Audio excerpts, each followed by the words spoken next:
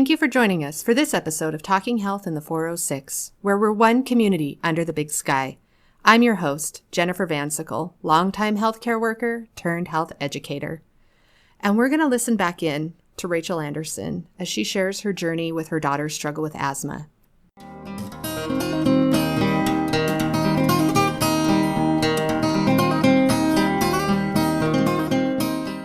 I was so scared.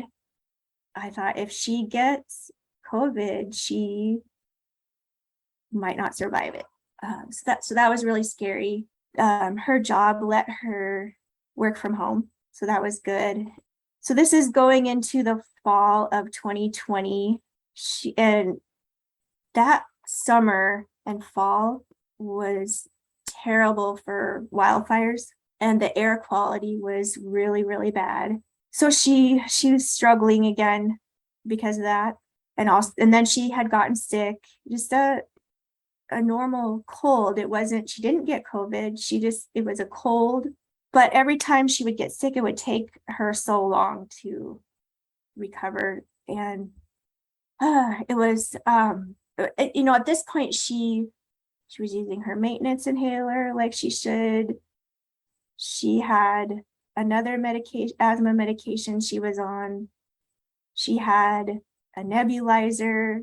She had all of the things that she could have. Yeah, every tool possible in the toolbox. Yeah. So November 14th, it was midnight. I got a phone call from her boyfriend, Ryan. He said Mia is on her way to the hospital again. She had stopped breathing again. And she was with him at the time. He did CPR. She knew she was going to stop breathing. She could tell, and she told him to call 911. He did that, and they got there. He said they got there within 2 minutes. But this time her heart stopped. And so the paramedics, they got her heart going again, but it took 15 minutes. So when I got to the ER, the doctor told me, I'm worried about her brain because she was without oxygen for so long. So doctors did everything they could. There's a whole process to go through, and I don't know what it all involves, but one of the things that they did was to cool her body way down. So take her body temperature down, so to allow the brain to heal is how I understand it. So they did that, and that was several days. And this was all at the kind of the height of COVID, where it was the worst. This was before there was a vaccine, and so visitation was really limited. So she could only have one person with her each 24 hours. So we couldn't be there with her all the time. Not both of us, her dad and I both couldn't be there. And then Ryan, her boyfriend. So we had to take turns.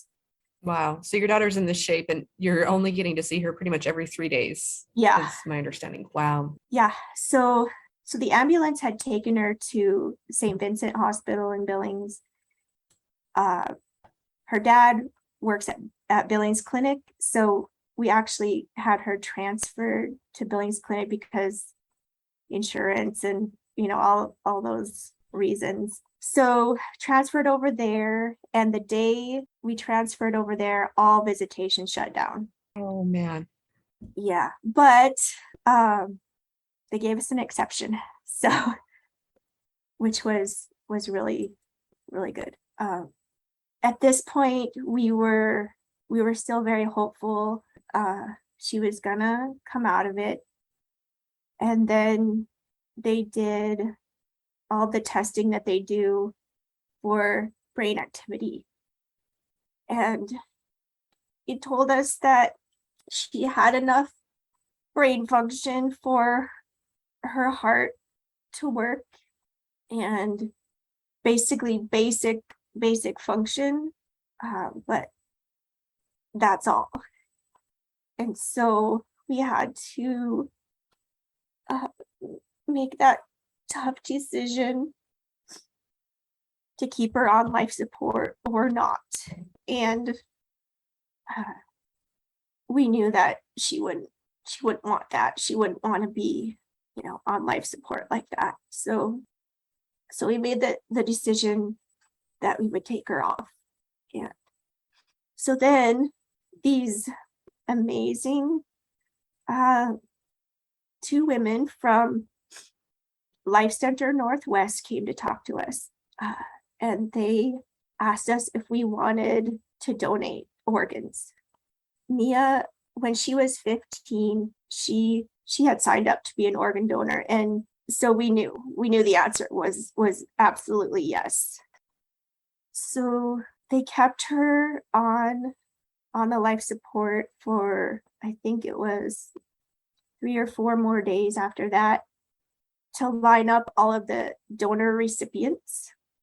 And they provided so much support for us. And I really don't know how we could have gotten through it without that support. They did things like they gave us a quilt, put her handprints on it. They brought these little stone hearts in and put her fingerprint on all of them so we could give them to her friends and family as a way to remember her. And so she saved 3 lives, and she was able to donate both kidneys and her liver. She couldn't donate her heart because there's very specific laws about that, and you have to have no brain activity at all in order to donate your heart. So since she had that little bit, just enough for her heart to work, she couldn't donate her heart. COVID was new. You actually could not be an organ donor if she tested positive for COVID. She could not be a donor. Oh, okay. Yeah. So still lots of precautions and caution happening. Okay. They were testing her every day, and she never got it. But they did let us be there with her, and I pretty much lived at the hospital that whole time and stayed there with her the whole time. And they let everybody was able to come see her that needed to. All of her sister and brother and cousins and aunts and uncles, grandparents, were all there in the ICU waiting room, and they let us go back one at a time to see her. And she also was able to donate corneas, so restored sight to 2 people as well. So when it was time, when everything was set and it was time, there's a short window in order for the organs to be viable. We went with her, so they unhooked her from all the machines, and then we stayed with her and until she passed. And then we had to leave immediately because there's that short window. So we had to say our goodbyes in advance. And the hospital does this really amazing thing when someone's an organ donor. They do, it's called now the name of it just slipped my mind, but as she's being wheeled into the operating room, all the staff, the hospital staff, is all lining the hallways the whole way. And it's a walk of honor. That's what it's called, a walk of honor. And that was really amazing. And then they had Cody and I, her dad, write a statement about her, and And then they read that statement in the operating room as a way to honor her for her sacrifice. And it really really helps me to know that 3 lives were saved because of her. It's because it wasn't all for nothing. That something positive came from it. And Mia has always been she was always a champion for people. If there was somebody that was an underdog or being teased, persecuted, she always stood up for people and fought for them. And so it's just very, very fitting that she would save lives in the end. It would make her very, very happy to get to do that. Do you did you ever learn about the recipients? Like, are you allowed to be in touch with the people that received her organs, or how has it been in the 2 years since then? How much contact have you been willing to have as Yeah. well? So that all of the communication goes through Life Center Northwest, and they only communicate things if you want to. And I said, yes, I want to know. And so I got a letter from them that said her, without too many details, her liver went to a man in his 30s, and her kidney saved a woman in her 20s and a man in his 20s. So that's what I knew. And then you can send letters back and forth to the recipients. The letters go through Life Center Northwest, and then so they called me one day and said, I have a letter for you. Do you want it? And I said, absolutely. So I did get a letter from one of the recipients so far. And that is amazing and very helpful as well. I'm going to write back. That's one of my goals. I haven't yet, because to sit down and write a letter back is going to be very emotional, and I just need to get there. But I'm definitely going to. And I think it would be amazing if someday I met some of the recipients as well. So can you tell us about, your life since then? I know you're stepping kind of into the advocacy role. That's how you and I met. And what's on the horizon for you? What's on the future? So I have been looking for ways to advocate, because I think asthma, when people think asthma, they don't always think that it's a very big deal, that I don't think people necessarily think of it as life-threatening. And so my goal is to advocate and try to get the message out there, how serious it is. Mm-hmm. And if even, one person hears her story and ends up taking their asthma more seriously and takes care of themselves and can prevent something like this from happening, then it's worth it. And so how I kind of got hooked up with this advocacy part is in May. So my son, who's 17, also has asthma. And in May, I got a text from him that said, Mom, I'm having an asthma attack. My inhaler is not working. And he was at work at the time. So this is some pretty big PTSD for me. I was actually very close. So I ran over there. He couldn't talk. I called 911, the whole thing.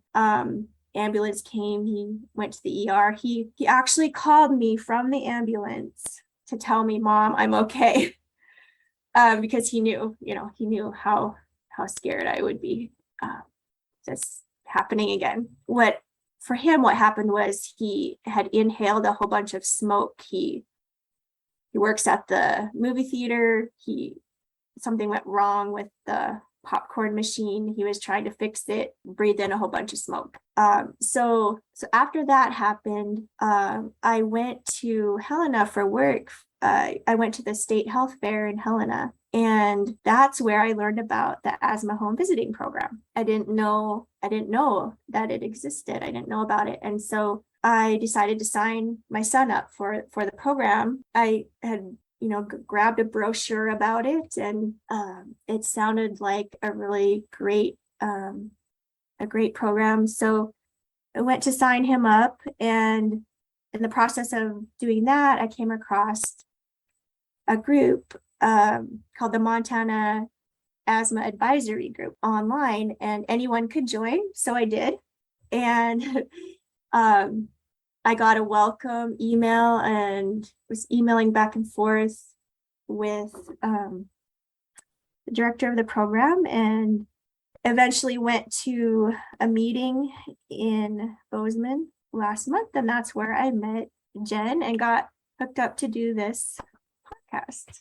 Well, we appreciate your voice and sharing your story. I know I never took asthma seriously before. What's sad and what's scary is in Montana, there's 7 people that die from asthma every year. And in our state, our tagline, we're one community under the big sky. I guarantee listeners will know someone eventually, whether now it's Mia touching those listeners, being one of those 7 every year, but 7 over 10 years, that 70 people died from asthma, and some of it can be prevented. There's so much work to do and to be done. When you look at like youth sports, coaches, the only thing they get is a little box that says, does the child have asthma? Yes. There's no guidance. There's no bring your inhaler to practice with you. There was a little boy in Washington who died a year or 2 ago after having to do PE outside in the smoke, in the horrible wildfire smoke.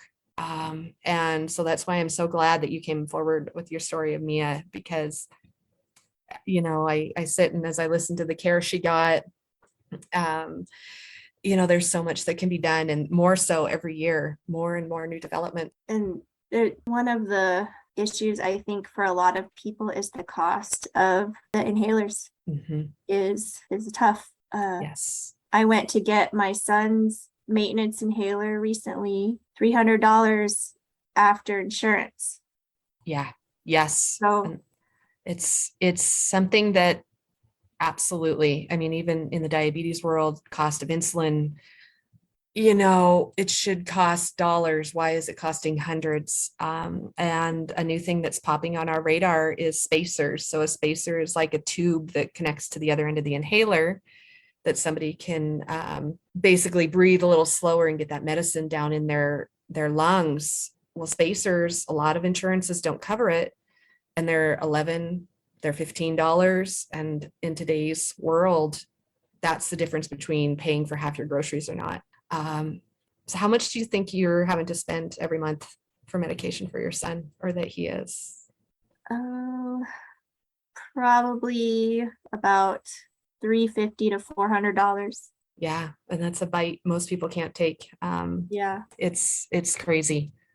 it Absolutely.